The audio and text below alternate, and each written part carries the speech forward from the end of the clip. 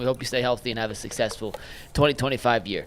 All right, guys, 2 more topics to get to. This next one's brought to us by Monarch Money. Have you ever checked your banking account and wondered, where'd all my money go? Between dining out, online shopping, and entertainment, it's easy to lose track, and that's where Monarch Money comes in. It's your personal CFO, giving you full visibility and control over your finances. It's not just a budgeting app. It's a complete financial command center where you can track all your accounts, investments, and spendings in one place. So you stop just managing your money and start building wealth. Take control of your finances with Monarch Money. Use promo code LOCKEDONNFL at monarchmoney.com for 50% off your first year. That is monarchmoney.com. Promo code LOCKEDONNFL for half off your first year. All right, guys, next topic here. We have seen throughout the NBA playoffs that different role guys on different teams have basically swung series. We saw it against Cleveland with Indiana having Nembhard and Nesmith and some other guys make shots against the Knicks. Nembhard and Nesmith got all up in Jalen Brunson, forced him out of his comfortability. We saw in OKC, Caruso stepped up, guarded Nikola Jokic in the final couple of games of that series, and swung the playoff series, essentially, for lack of a better term. My question today is, we know the Cavs roster can change. We know there's also a chance it could come back as it is basically built, at least by the core and foundation speaking. So, Jason, do you think the Cavs have a role player on the roster that is capable of swinging a playoff series at some point in the future? Do you count Max Strus as a role player? Because I do. I do count Max Strus as a role player. Then yes, because I think – I mean, I know he had a terrible game in the elimination game against the Pacers, but we've talked at length about what he meant to this playoff run and being a guy who's been to the finals and has that experience, ability to make open shots. I felt like Donovan, he was the player that Donovan trusted the most at a lot of points in this playoff run.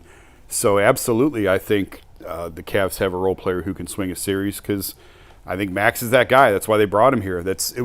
When you talk about the turnaround of the Cavs, I can point to bigger moments. But getting Max Strus to agree to come to Cleveland and sign the free agent contract that he did was a pretty big moment for this franchise. For a team that has always struggled to sign free agents, Cleveland's never been a destination.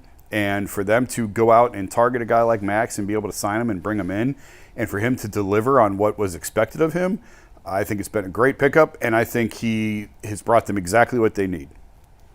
I feel like Max Strus played better than Jared Allen and Garland in that series. He was a dude that hit a lot of big threes. He didn't have a really good game in a closeout game or whatever the case may be, but man, he showed the most emotion out of the rest of them. You talk about him and Donovan Mitchell. I thought I be on Strus all the time. I be mad sometimes. I don't be thinking he should be starting sometimes. But I'm gonna be honest with you, he was probably the second most consistent dude throughout the playoff run. So I think he's a role player, can stretch the floor. So I ain't got no problem with him, and he play hard. So that's all I'm asking for. Wow, is that going to be your answer to the question, Max Strus? Heck no. What you talking about, man? Let me get this out of the way so you can take the floor. Yeah, what you mean talking about, man? Because you didn't come here to talk about Max Strus today. At all. I didn't. When I heard that Shaq comment on your boy, I thought, uh-oh. Well, we have it. Yeah, I know. Before you get there, let me just echo what Jay said. Yeah, I was going to ask the same question that Jay did. Are we counting him as a role player? Mm-hmm. Because absolutely. To me, it felt like he was. When you talk core four, you don't talk Max Strus. I know, but to me, a role player is somebody who comes off the bench. I don't think they have to be a bench player to be a role player. No, I know. That's why our definitions of it are different. Because I answer it this way: if you're not a starter, then you're a role player by definition. You're coming in and you're giving some minutes. You're adding a defensive punch. You've got a shooter's touch. You're a role player. And then the stars are the starting players. Those are the guys. And that's why I know he's not a core four guy. And so to me, he's kind of on that fringe. I think they use him more as a guy who I wouldn't call a role player because he's asked to do so much. And so for me, if he's a role player, yes, he can absolutely swing a series, 100%. I just don't know that we're actually hitting the definition of what a role player is. I think a role player is anyone who's not one of your stars. and he's definitely not one of the Cavs' stars. Okay, we just have different definitions. All right, so we're on the same page, Strus. But I definitely think the guy can swing a series. We didn't see it this year, but I love his fire. You mentioned his fire. To me, there's one guy that matches Donovan's I want to win more than I want my next breath energy, and it's Max Strus. Everybody else is like, this is cool, man. It's like a family pickup game. If we win, great. Too cool for school, yeah, bro. but these guys want to win more than they want their next breath. Too cool. I need more than 2 of those guys on my team. Yeah, and I actually think he swings a series more than Jared Allen, and he's part of the core 4. You're right. I would agree with that. I mean, Max Strus can give you 2 to 3 things. Like, it's just, Jared Allen, I'm asking for physicality, I'm asking for defense, but he's limited offensively, and if he's not going to be bringing that energy or fire against a guy like, look, Miles Turner just hit a bank shot 3 against OKC to steal game 1. Yeah. In OKC. Like, that's the level where we were talking about. We're not getting that from Jared Allen. No, we're not. We're not. I just want loose ball rebounds on free throws. Yeah. Box out. Right so there. what is your answer for the role player that can swing a series? As if I had to ask. G, before you go, should we just listen to Shaq first? Yeah, man. Listen, don't listen to G. Bush. I'm a little old G. Bush who likes to talk about shoes and stuff. Don't listen to me. Just listen to one of the greatest of all time, Shaquille O'Neal, one of the 50 greatest players, one of the most dominant players of all time. I think a dominant player knows what talent looks like. Go ahead, Shaq. Talk to him. I want to start a new segment, Adam and Shane. I want to call it "What the F are you doing?" Who are you talking about now? I'm gonna go first. You ready? Yeah. To the Cleveland Cavaliers general manager, what the F are you doing? Why is Emoni Bates in the G League? What the F is going on? This motherfucker can play. The last game you put him in, he had 7 threes? Don't you think you need that for a championship? Whoever you are, general manager for Cleveland, what the F are you doing? And that was What the F Are You Doing? Brought to you by... That motherfucking play, man. Score. If I'm a coach, I want all the scorers I can. That motherfucking play. He been in the G League, 2 years? Boy, Shaq had to take his glasses off. He did them like this. Hey, listen, Cleveland Cavaliers.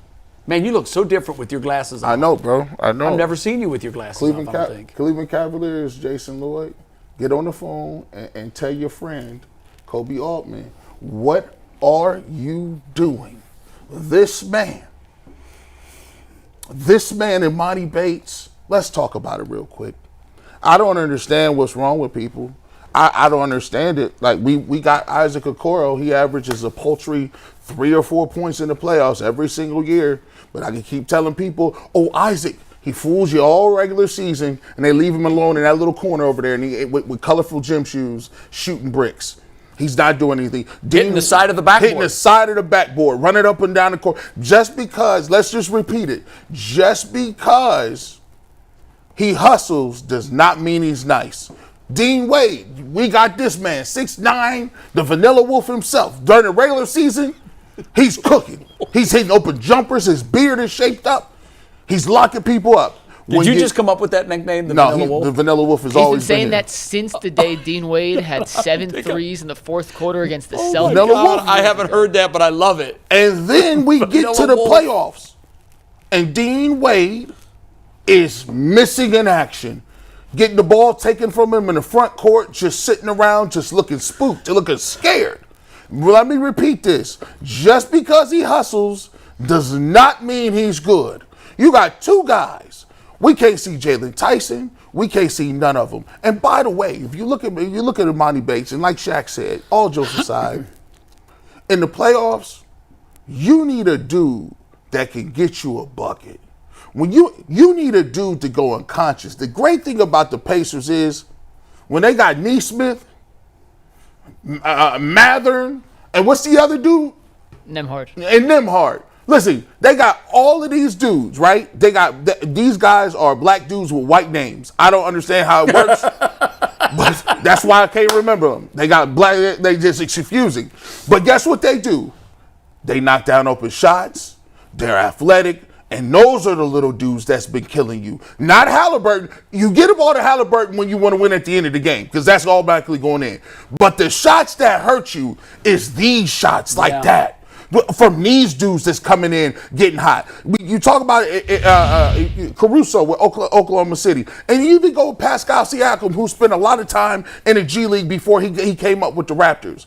If you want to win in this new collective bargaining era where you ain't got no money, they don't let you trade for everybody, you ain't getting no big threes, you better be developing somebody. You better have somebody coming off the bench. And what better way to do it than a guy who can hit 7 threes in a game from half court?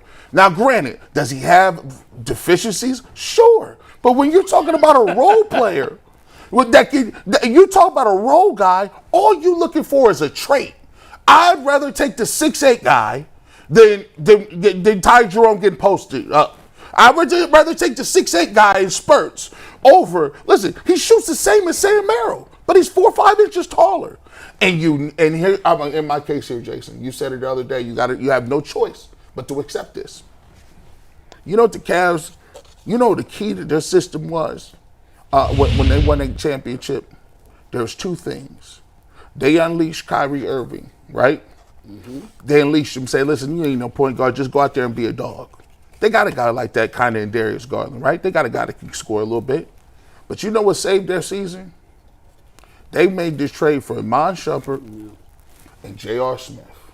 And J.R. Smith, people, he has a headache, he's this or that. J.R. Smith is the guy that don't care. He's unconscious on the court. He pulls up in circumstances where you're like, this is a horrible, I cannot believe J.R. Smith just hit that shot. Yeah. They need a couple of him.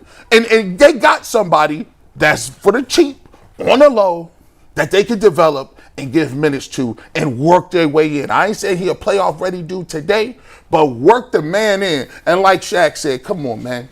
Come on, bro. He can play. Stop playing around. You've been in G League 2 years. I'll go. We're looking at each other like, who wants it first? Can we put his back of his basketball card up again? His stat page? Mm-hmm. Yeah. Yes, sure we can. Is this his 3-point shooting field goal percentage? Nope. Case closed. There you have it. Thanks for coming. One other thing that I would say on G. Bush's argument. G. Bush said, don't listen to me, listen to Shaq. Mm-hmm. Top 50 player of all time. Who's the greatest player of all time? LeBron. I know where I'll play along, Michael. Let him play around, right? You. Yeah. Okay, greatest player of all time. How's he doing in the talent evaluation department? How's LeBron doing in the talent evaluation department? Hey, let me tell you this, though. Just because you're good does not mean you recognize good. Let me tell you this. Kobe, let's talk about the list of inefficient players. Kobe was one of the most inefficient players of all time. Allen Iverson was inefficient. Bob Cousy was inefficient.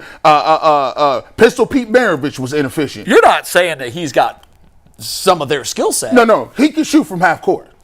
That's undeniable. He shoots just as good as what's his 3-point shooting percentage? His shot-making ability is crazy. Hold on. What's his 3-point shooting percentage? 33. So this is his full G League stats. Okay. He's played 35 G League games. Okay.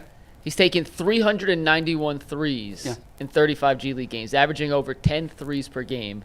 He's shooting 33.8% on those threes. That's unserviceable. What do you mean? His shooting is unserviceable. Can you tell me? Because, by the way, this isn't the NBA, this is the G League. And, by the way, that's not the NBA regular season. We need him in the NBA playoffs. This is the red herring here. We do this all the time. We're actually doing it right now when it comes to football. We say that we need you to prove that you're earning minutes. But what do? We put you with inferior people. When you play with inferior talent and people that don't really want to play no defense or do anything, you say, well, that doesn't count because you're playing inferior people. We're like, well, listen, give me the opportunity to play with people. Do you think Emoni Bates is going to take more open shots when he's playing with Donovan Mitchell or G League players? G League? He doesn't have the quality defenders out there. Well, Donovan, when you're playing with starters, you actually have people that you're playing with that know what they're doing and can do their thing. He did start a game at least, right? He had seven threes in the game. I mean, he did have 7 threes in that game, but saying one game, good or bad, whether he had 10 threes or whether he went not 0 for 10. Not enough. It's a one-game sample size. He was 36th in the G League in scoring this year. 36th. Yeah, because they score buckets in the G League. They don't play defense. No, none. His 3-point percentage, he was 129th in the G League. And like, So if he can make half-court shots, but he you're- also misses a lot if more you're than he gonna, makes. you have to, he should be dominating the G League. If you are dominating the G League, it gives you a little bit more runway to then see if Dean Wade played in the G League, he would dominate in the G League. Isaac Okoro would dominate in the G League. Yeah. Do you think so? Yes. No. Yes. No. Yes. Let me tell you why. Yes. Let me tell you why. Who's the Matt McClung? What's his name? Yeah, Mac McClung. Guess what? He's like the G League MVP. Right? Yeah. And He won MVP last year, correct? And he gets no run. See, what the NBA You're making my point. No, what the NBA is, the NBA is about what role can you fulfill. It's not about how good you are. Caruso talked about it. He said when you're in the G League and why he talked about why there's a lot of people in the G League that don't get an opportunity. He said because a lot of people in the G League do not understand what role they're actually trying out for. He's like, you got to fit a specific part, a specific role for specific minutes, and it takes luck to even if you got a stacked team. If you're playing for the Cleveland Cavaliers, right? Mm-hmm. I don't care who they got in the G League. They won 69 games or something stupid. You're not going to be getting minutes on our roster. G, can I ask you a question on what you just said specifically? Yes. What do you think? And I'm being genuinely curious with what you think here. I'm not trying to set you up for anything. What do you think Emoni Bates' role on the NBA version of the Cavs is versus what Emoni Bates thinks his role should be on the NBA version of the Cavs? Well, I can only go on what Emoni Bates has said publicly. He said, "I'm just trying to get better, doing what the coach is asking me to do, and working on my game."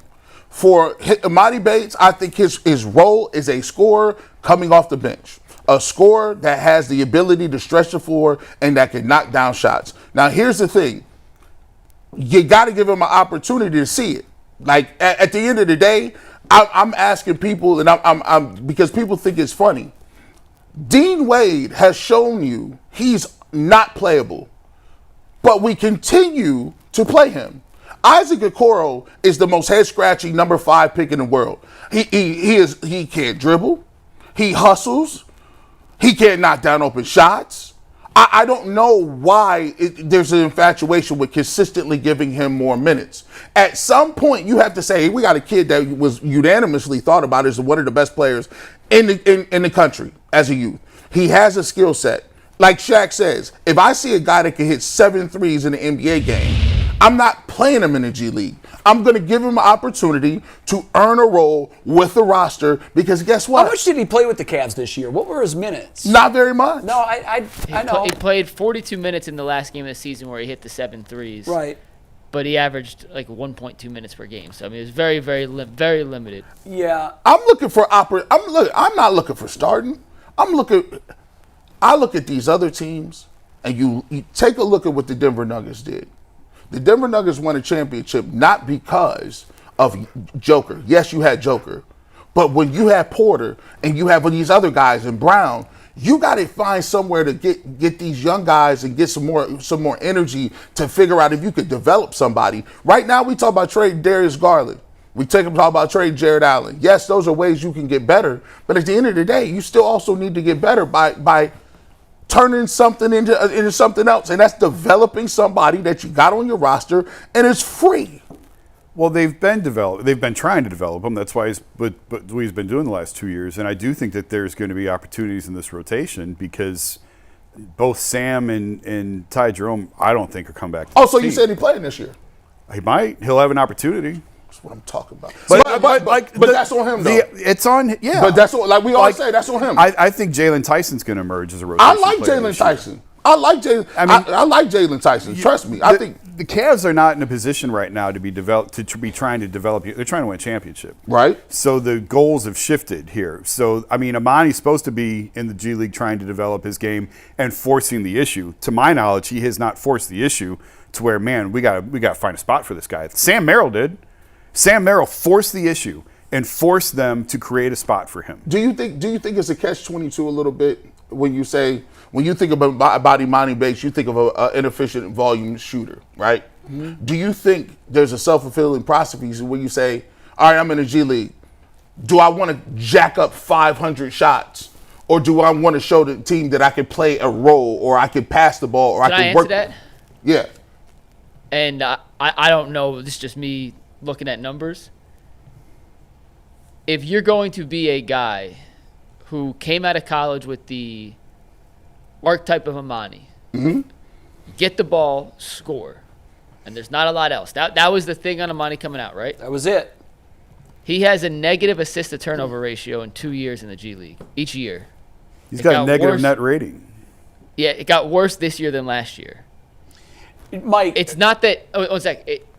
When he gets to the NBA, I don't see a world where, like, off the bench – and this doesn't mean he can't do it. I'm just saying right now with what we know, like, they're not going to run offense through Emoni as opposed to running through Donovan and Darius. Like, he has No to way. accept this role of being a I spot-up think he's on the kinda wrong shooter. team. I've said that Yeah, from the very beginning. yeah. I said his I biggest agree. misfortune was being drafted by the Cavaliers. If you put him in New Orleans, pick any of the 10 bottom Charlotte. feed. Yeah, Charlotte. New Orleans. What you get then is you'd see a player who probably averages 18 points a night. He can score – yeah. But yes. if you're and that's the problem. Some guys just look at my points, man. Look at my points. Well, that's great, but it's a team sport. It's not an individual sport. It's a team sport. How do you fit in with the team? And when I watched him in his first year, every time I watched him, within 2 minutes of him being on the floor, he had shot 4 times and passed up great passes. He had great passing opportunity. He wasn't even looking. Boom. Every time. And we saw that he didn't have an assist. There was times he would play meaningful minutes and he had 0 assists and 4 turnovers. I ain't looking for J.R. Smith to give me no assist. I know, but what Jason's point is, you can't come from the G League and go to the NBA and expect that your game and your numbers are going to elevate. I'm not talking about that. And I know he has a skill set, but he misses too many shots for me. It's not like he's a bullseye shooter. He's not. Sam Merrill missed a whole lot of shots in the playoffs. Did you see that? I know he did, but Sam Merrill has a reputation of making a whole lot of shots in the regular season. We back to regular season. Well, Jay. I know we are, but here's the thing. We back. Look, The folks that see him on a daily basis, that's why I think it's a little disingenuous of Shaq to because that was a hard call out. How many times has Shaq seen Emoni Bates play? That's what I wanted to ask. By the way, how many times? He by the sees way, his numbers. By the way, Gilbert Arenas says the same thing. Kenyon Martin That's okay. Kenyon Martin says the same thing. What team is Gilbert Arenas running? I'm just saying. I think they know Gee, that he what can basketball look like. Gee, he can hoop. He can hoop. Emoni, can he ball, though? I don't know. Yeah, I've never. There's a difference. He will tear up the playground. I've never had a scout, coach, or front office person from any team outside of Cleveland say, "Why aren't they giving Emoni a chance? No one's trying to trade for him." Hey. You know what I mean? Like, Yeah. there's just no buzz. And if there was something there that Shaq sees and that Gilbert Arenas sees, Listen. somebody would be saying, we got to trade for this guy. The reason I went crazy the summer because G was talking about him every day, and I was like, guys, he's not even going to play. That's why I was losing my mind back then, because it was clear he was never going. And I said then, I'm never going to put a ceiling on what a guy can or can't do his rookie year. I'm just saying he's not going to play this year, so why are we spending all this time talking about him? Right. So 2 years later, I'll say the same thing. I'm not going to put a ceiling on what he can or cannot do.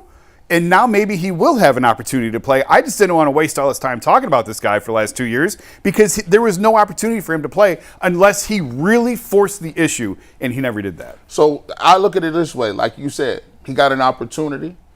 Listen, you heard Shaq say it, you should be in the gym right now working on your game, and you should be ready to go. My thing is this: I'm watching all these other teams, and one of the major contributing factors to why these other teams be going far and continue to go far in the playoffs is because they're taking guys we haven't heard, like Nembhard, and he's good now. He wasn't good overnight. They took time and said, you know what? I know we went to the Eastern Conference Finals, but we got Mather, and we're going to place him in a little bit. We got Neesmith, we got Nembhard. All these guys, they're young dudes we've never heard from, but they Two of those three guys were lottery picks. For what it's listen, worth. but lottery is what, top 12? Top 14. Oh. Neesmith was 14th. Matherin was 6 or 7. Sixth. Matherin was Still, that's sixth. pretty high in the draft, G. And guess what? We all know that. We all know the math. When you get anything past 5, them ain't guaranteed, boys. Listen, we got Isaac Okoro at 5. He's supposed to be cold then. Well, we got Emoni Bates was second round, late second round. As much as I love talking about Emoni, there is more important news I think we got to get to. What is that? Yeah, Darius Garland, we'll address this a little more in the show when we get some more information, but Garland got toe surgery, 4 to 5 month rehab for the Cavs All-Star point guard. So that 4 to 5 months, that's November. Yeah, so that really impacts any sort of trade talk. Yeah, nobody's going to take him now. Yeah. We didn't think he was tradable before. I wouldn't say nobody's going to take him now. But well, I mean, certainly, we said on this show, how's he tradable with a $40 million price tag? I mean, I would not have. I didn't think they needed to trade him. I was more on the Jarrett. But yeah, I mean, this is a huge 4 to development. 5 months. 4 to 5 month rehab. 4 months puts you at October 1st, 9th. October 5 months to puts November. you at November 9th, which is about a week into the season, 2 weeks into the season. So They it's still got to get into shape, still got to ramp up, still got to ramp up the minutes, still got to rehab. You might have a setback here or there. It's a toe injury. One of his main skill sets is quickness, stop, start, get to the basket. What was the surgery? What was it? Do we know? No details. Was really. it like Liz Frank or anything like that? No, right? I don't think so. But I don't know. They just Cavs released something within the last 10 minutes or so. Because that seems like a lot of rehab for a toe. Does 4 or seem 5. quite long. And I hope it's not Liz Frank. So does this change how they look at Ty Jerome? Because now they're getting the point guard. Yeah, I mean, I think he was always a priority. He was who they've targeted that they want to bring back. Yeah. So I don't think this changes from their end. I think they always wanted to bring him back, and we'll see what kind of offers he gets. Did we know this was coming? The No, surgery? I didn't know he was going to have surgery. No. It seemed a little strange back then because I thought it was like, oh, toe surgery might hurt a little bit. I didn't expect him to miss that much time. And when he missed a little more time, I started to think it's a little more serious than what it is. I think that's right. We have